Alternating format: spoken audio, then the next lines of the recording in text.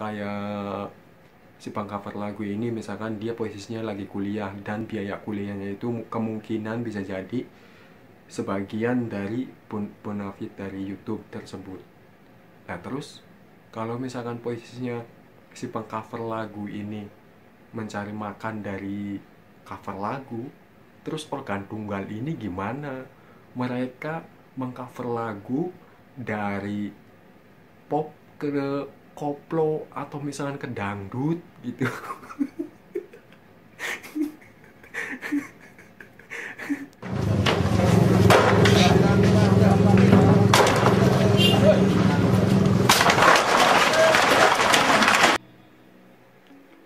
Halo, salam Nusantara.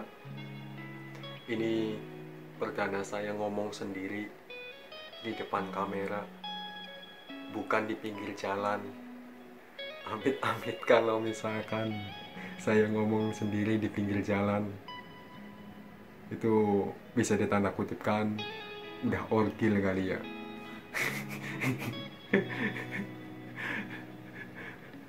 Ada salah satu video yang tayang di YouTube pada 6 hari yang lalu yang masih mengiang-ngiang di kepala saya.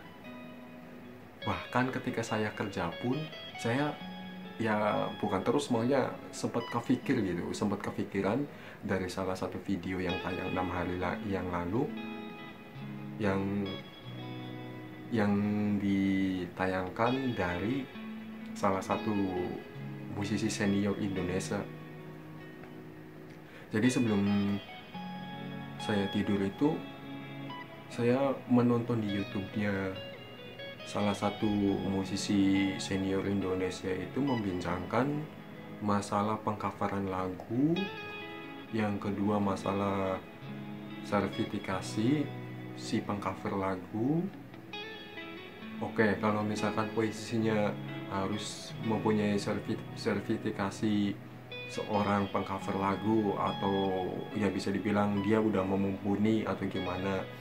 Nah, bagi saya kalau misalkan posisinya harus mempunyai sertifikasi untuk mumpuni di bidang musik, saya hobinya di bidang musik, dan saya dari kecil itu hobinya bermain musik. Apakah hobi itu harus diruntuhkan atau saya pindah ke hobi yang lain gitu, yang bukan berkaitannya dengan musik gitu?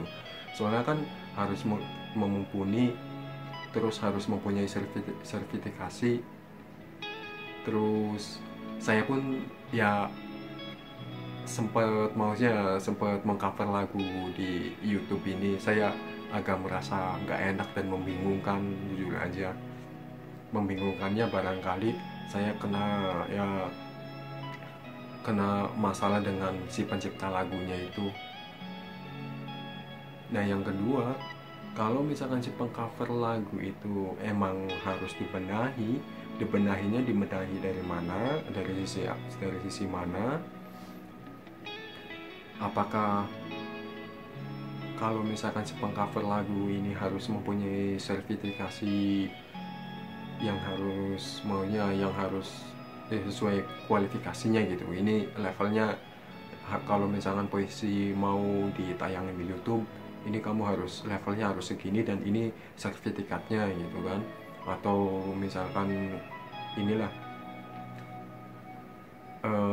tanda bahwa si pengcover lagu ini sudah sesuai dengan standarisasi label musik atau misalkan di industri musik Indonesia gitu.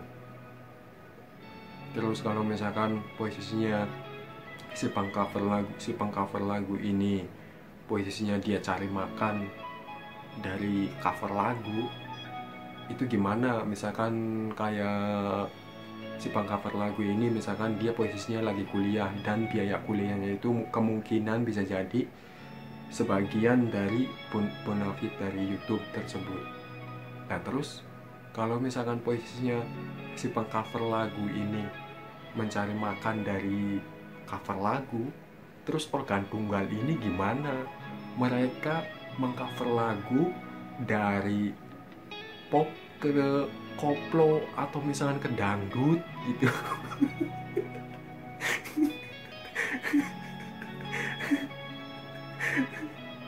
itu itu gimana itu sebelum sebelum YouTube booming itu mereka udah mengcover lagu dari pop ke dangdut.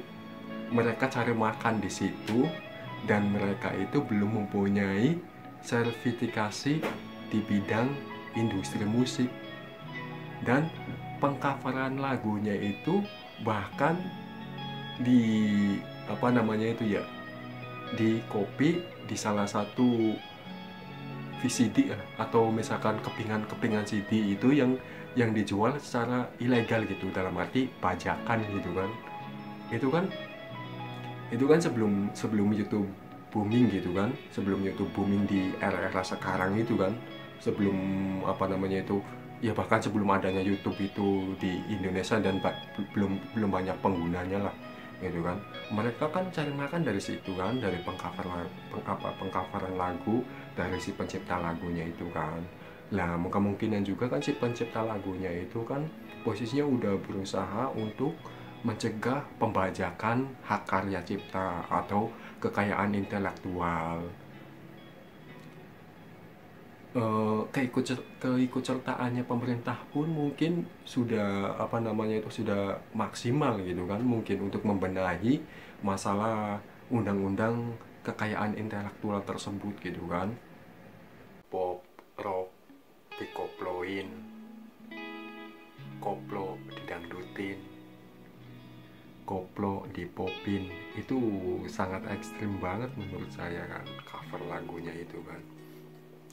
Jadi ya kalau menurut saya sih untuk keamanan si apa namanya ya, keamanan karya tersebut tuh kalau misalkan mau di-share di media sosial itu harus bekerja sama dengan aplikasi si media sosialnya itu tuh. Misalkan kayak YouTube. Nah, YouTube itu kalau misalkan posisi ada seorang cover lagu mau nge-share ke YouTube atau mau di-upload ke YouTube itu, lah si YouTube kan harus ada antisipasi tuh. Misalkan ya kayak misalkan apa namanya itu royaltinya itu kalau misalkan 100% buat si pencipta lagu itu ya menurut saya kurang kurang inilah, kurang realnya gimana ya. Misalkan kalau misalkan si apa namanya pengcover lagunya itu lagi membutuhkan biaya tersebut dari benefit hasil upload di YouTube-nya itu kan, ya kalau bisa sih 65% banding 35% lah. Soalnya gimana, untuk si pencipta lagu atau si pembuat karya tersebut 65%, si pengcover lagu 35%. Soalnya kan si pengcover lagu mungkin kan mengandalkan mata pencahariannya kan dari benefit YouTube kan. Nah, dan untuk si apa namanya itu pencipta lagu dan yang mempunyai karya tersebut terus sama label musik di industri musik tersebut tidak mengharamkan media sosial gitu kan. Media sosial itu hanya untuk sarana promosi saja, kayak misalkan di YouTube, terus Facebook, terus Instagram. Jadi kalau misalkan mau mengeluarkan album atau misalkan single lagu itu jangan sepenuhnya diupload di media sosial tersebut. Soalnya gimana, itu akan mengurangi nilai penjualan dan nilai penasaran si para fansnya. Soalnya kalau misalkan apa namanya itu di share di YouTube atau misalkan di apa namanya itu di sharing di media sosial yang lain, rasa penasaran si fans sama si penontonnya itu nggak ada gitu kan. Karena udah melihat ya, jadi nggak mau membeli hasil karya tersebut dalam bentuk VCD atau yang lainnya gitu kan. Kalau misalkan ada salah satu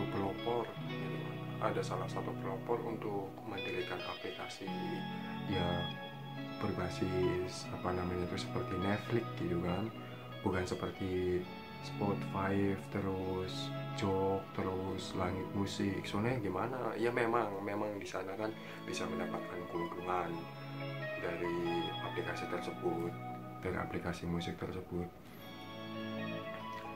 Kalau misalkan mengandalkan aplikasi tersebut, itu hanya mengandalkan hasil download doang. Dan kalau misalkan mereka pun membeli voucher Spotify atau yang lainnya itu keuntungannya ya cuma satu lagu doang gitu, jadi nggak bisa untuk penjualan album gitu kan. Nah, gimana untuk menciptakan aplikasi berbasis seperti kayak Netflix kan dulu kan dia kan penjualan PCD gitu kan, dan berevolusi menjadi sebuah aplikasi yang berbasis berbayar atau berlangganan gitu kan.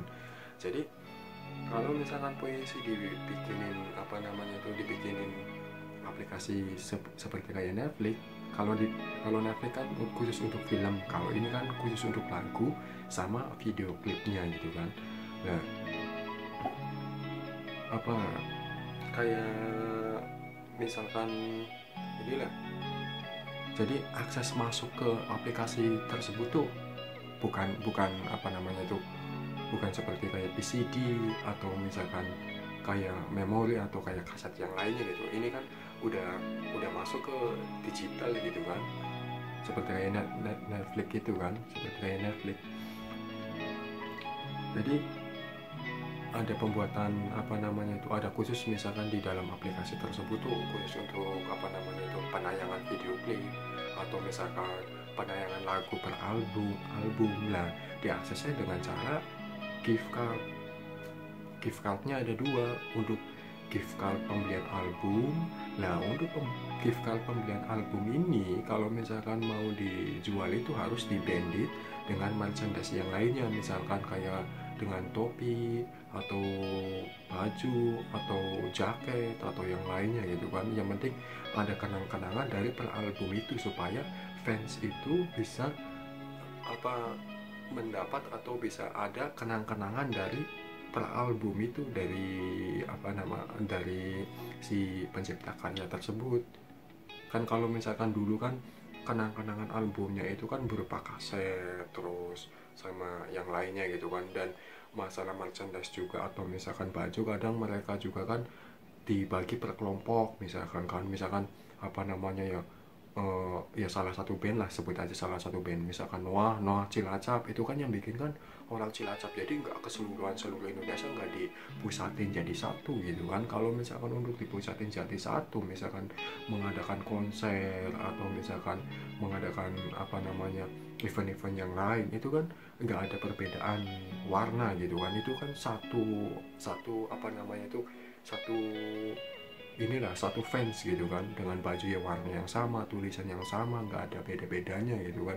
Dan dari sisi itu juga kan ada nilai plus dari ininya penjualan merchandise-nya itu kan, bukan hanya untuk gift card-nya aja kan. Dan bisa mendapatkan value dari aplikasi tersebut kan, misalkan dari hasil ini hasil dari bukan di download kan, dari hasil Google-nya itu kan, dari hasil Microsoft-nya itu. Nah, untuk melihat melihat video klip atau terus-menerus memutar salah satu lagunya itu kan harus berlangganan gitu kan, supaya bisa diputar terus gitu kan. Nah, penjualannya juga kan nggak ribet, beda kalau misalkan kayak misalkan di toko kaset gitu kan. Toko kaset kan cuma di toko kaset aja. Memang sih ya sekarang ini maksudnya dijual di minimarket atau misalkan restoran. Kalau misalkan untuk masalah voucher itu kan atau gift card itu kan bisa dijual di kayak misalkan warung-warung kecil atau misalkan toko-toko kecil gitu kan. Ya memang sih tempatnya kurang relevan untuk penjualan tersebut. Alangkah baiknya ya di minimarket, restoran gitu kan. Memang dari dulu ya seperti itu kan, cuma harus dirubah produk penjualannya ini loh, harus dirubah, bukan dalam bentuk kaset atau ini ya. Kalau misalkan mau dibandit dengan kaset ya mungkin bisa kan, tapi kan orang-orang sekarang kan udah ya kemungkinan udah nggak punya alat pemutar lagunya itu kan, nggak punya alat pemutar VCD atau misalkan kasetnya lagi kan. Sekarang kan instan gitu, berbasis digital gitu lah. Dengan adanya digital itu kan harus masuknya juga kan harus pakai barcode atau misalkan QR code atau chip yang lainnya. Dan untuk stasiun TV juga kan nanti ada keuntungan juga kan, berbasis langganan, meskipun posisinya ini mengandalkan penjualan gift card kan, tapi itu keuntungannya banyak banget ya menurut saya kan. Nah, dari si aplikasinya itu masalah keamanannya bener-bener safety banget lah, maksudnya nggak mudah di download ke satu kan. Kalau misalkan mau ngedengerin musik ya cuma di aplikasi itu doang kan, nggak bisa direkod ulang atau misalkan di kayak misalkan ya pokoknya kayak di download lah, kayak misalkan nggak bisa dibajak kayak gitu kan. Jadi filenya ini nggak bisa diambil dari aplikasi itu loh. Kalaupun mau diambil itu bisa bisa kelacak gitu kan, ini dari akun mana nih yang mau ambil file yang di dalam aplikasi itu kan. Nah, ada ini punya fans ya, kemungkinan bisa lah.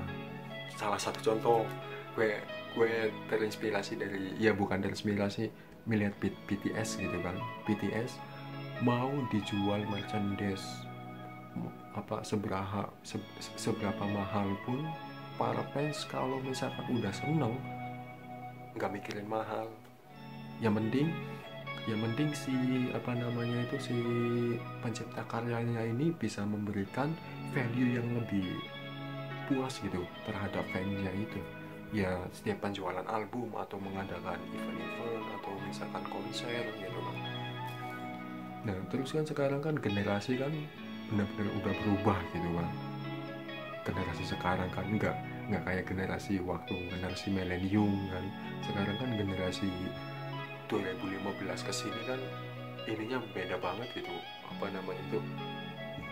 kesukaan bermusiknya, kesukaan masalah hiburannya gitu.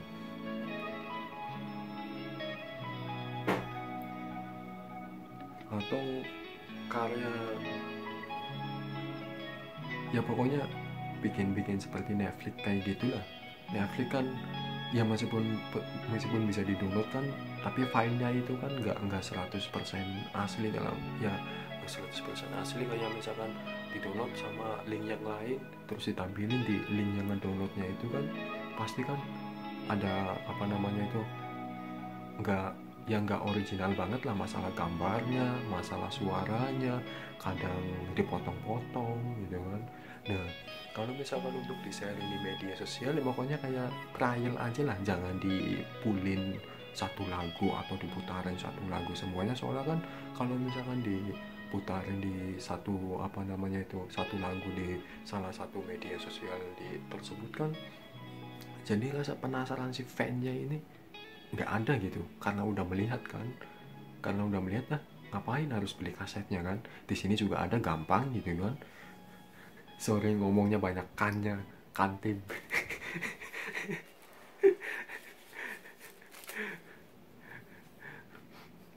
Gue juga ya sempat kepikiran di salah satu video yang di-share oleh musisi Indonesia kan, musisi legendaris Indonesia kan. Ya gue cuma mikir dulu si Netflix sama aja penjualan kaset. Ya penjualan kaset mereka berevolusi untuk pembelian film tersebut atau pembelian kaset tersebut dalam bentuk gift card. Sekarang kan udah digital gitu, udah digital udah digital kayak gitulah pokoknya. Jadi akses masuk ke itunya juga harus berbeda. Kalau terus-menerus mempertahankan itu, ada nggak alat untuk pemutar, ya misalkan untuk penjualan VCD, kaset dan yang lain-lain, ada nggak alatnya? Ya mungkin masih ada, tapi kan peminatnya kan mungkin berkurang, hanya orang-orang tertentu doang kan. Kalau misalkan untuk generasi sekarang kan pengennya instan gitu kan. Terus kalau misalkan mengandalkan Spotify, terus kayak Langit Musik, terus kayak misalkan Jok, itu udah bertumpuk di situ. Jadi udah banyak lagu-lagu yang enak. Jadi si apa namanya si fans, misalkan salah satu fan apa namanya band pop gitu kan, mereka fannya itu nggak, kalau karena ngebuka dan melihat atau mendengarkan ada lagu yang bagus, jadi nggak fokus untuk mencari yang itu, yang benar-benar fansnya itu loh. Nah memang ya maksudnya keuntungannya juga kan mengandalkan hasil downloadan atau hasil dilihat. Si Spotify ini kan menjual apa namanya itu, menjual uh, voucher atau gift cardnya itu kan hanya untuk Spotify juga, terus diberikan ke si pencipta lagu atau misalkan label musiknya kan. Jadi nggak, si label musiknya ini ngebayar si aplikasinya itu. Ini aplikasinya itu benar-benar harus ada pelopornya lah, pokoknya harus diciptakan seperti Netflix itulah. Kalau Netflix itu berbasis film, kalau ini berbasis lagu sama video klip. Dan pokoknya masalah keamanannya itu nggak bisa di-download. Kalau misalkan mau diputar ya hanya di aplikasi itu aja. Diputarnya masuknya dengan cara yang berlangganan seperti Netflix. Memutar film itu kan kalau misalkan posisinya nggak apa namanya si akunnya ini vouchernya atau misalkan kuotanya udah habis, mereka kan nggak bisa muter film kan, harus beli lagi, atau misalkan berlangganannya per bulan atau per inilah per periode gitulah. Soalnya kalau misalkan mengandalkan Langit Musik udah bertumpuk banyak, terus mengandalkan aplikasi apa lagi tuh, kalau misalkan kayak di Langit Musik, terus kayak di Jok, kayak di Spotify, itu kan masih bisa di-download, jadi masih ada kemungkinan besar untuk dibajak gitu. Itu menurut saya untuk ya kayak kerugian besar sebenarnya sih. Kalau misalkan mau ngeluarin album atau single juga kayak merasa sia-sia gitu kan, karena apa namanya itu ya yang nggak bisa bertahan lama, paling dalam jangka waktu berapa hari atau berapa minggu udah turun lagi karena ada lagu yang lebih enak lagi kan. Ya jadi si fansnya ini nggak fokus ke bener-bener fans misalkan salah satu band A atau misalkan si penyanyi A gitu kan, nggak benar-benar fokus. Kalau misalnya ditaruh di situ ya ditaruh sih ditaruh mungkin kalau misalnya untuk ditaruh di aplikasi ya seperti Jok, terus Spotify, Langit Musik, kalau misalkan gift card atau misalkan penjualan albumnya udah benar-benar terjual gitu kan, tinggal apa misalkan posisinya mau ngadain konser atau apa gitu. Soalnya kalau misalnya posisinya terlalu terbuka banget ya memang ada sisi positif dan negatifnya. Kalau misalkan terlalu apa namanya itu terlalu terbuka banget, sisi negatifnya rasa penasaran si fan itu ya mudah hilang, jadi terganti dengan hiburan yang lain atau misalkan terganti dengan musik yang lain gitu, atau misalkan terganti dengan band-band yang lain atau artis yang lain lah pokoknya kan, karena mudah didapat dengan instan gitu. Jadi kayak ngerasa sia-sia kayak gitu lah. Apalagi kan kayak misalkan posisi pengcover lagunya ini kan di covernya cover ekstrim gitu, dari pop ke koplo, dari koplo ke dangdut, dari dangdut ke koplo dari koplo ke pop, terus muter-muter kayak gitu aja, ekstrim pokoknya. Ini kalau misalkan puisi gak ada pelopor untuk menciptakan aplikasi yang seperti kayak Netflix, itu udah deh hanya mengandalkan downloadan, nggak bisa penjualan album, nggak bisa penjualan merchandise. Kalau misalkan puisi manggung-manggung juga ya mungkin nggak kayak dulu lah, nggak kayak waktu penjualan kaset. Misalkan puisi apa penjualan kaset salah satu album si band A meluncurkan dibarengi dengan event-event atau misalkan manggung-manggung itu kan jadi stabil gitu kan. Kalau misalkan puisi mengandalkan YouTube, ya menurut saya kurang relevan menurut saya. Kalau misalkan untuk pengeluaran single lagu atau misalkan album lagu kayak gitu kurang relevan, karena mudah didapat dengan instan. Jadi value-nya itu yang buat si pencipta lagunya sedikit, dan mudah di ini loh, yang mudah dibaca kayak gitu kan, mudah di apa namanya itu, kayak misalkan copyright kayak gitu ya. Copyright juga kan kayaknya itu benar-benar inilah masa puisinya ya, sama aja kayak pembaca kaset kayak gitulah, pembaca kaset.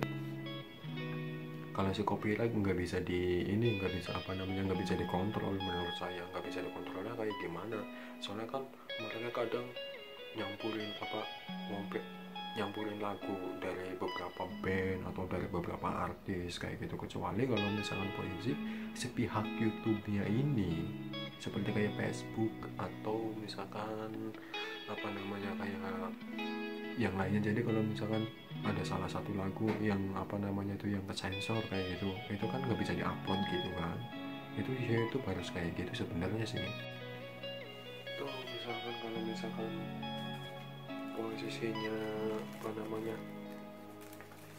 si label musiknya ini benar-benar bekerja sama lah. Kalau misalkan mau ada yang ngupload lagu dari salah satu artis atau misalkan band, jadi langsung kena bandit atau misalkan nggak diupload. Dan kalau misalkan bisa diupload pun itu harus ada pembagian fee. Kalau misalkan fee-nya 100% buat si pencipta lagu, ya menurut saya kurang real, kasihan juga. Jadi kayak nggak ada adilnya kayak gitu ya.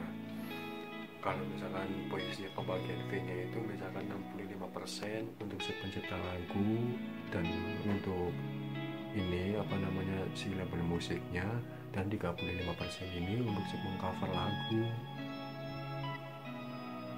Ya menurut saya gitu aja lah, ciptakan aplikasi berbasis seperti Netflix kayak gitu, supaya penjualannya itu berbentuk digital kayak gitu.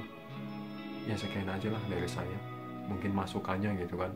Entah itu kalau misalkan mau diterima ya monggo, kalau misalkan mau diterima juga harus digunain dengan baik-baik gitu. Jangan maunya sembarangan orang atau apa, atau siapa yang bikin aplikasi dan untuk memanfaatkan atau mengkomersilkan orang-orang yang nggak bertanggung jawab kayak gitulah.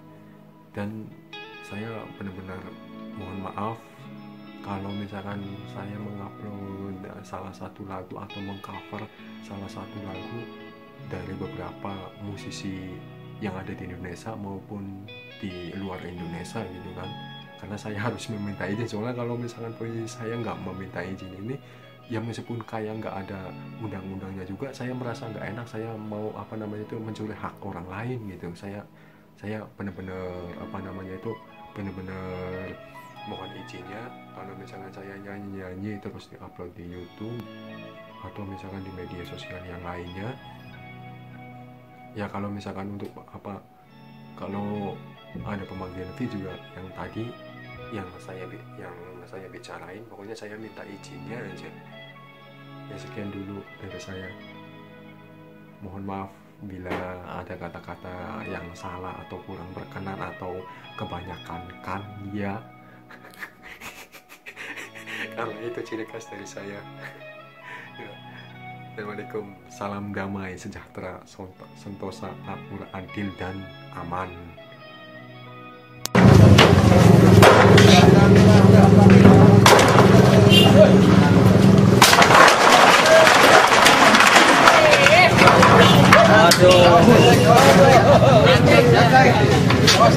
Jagoan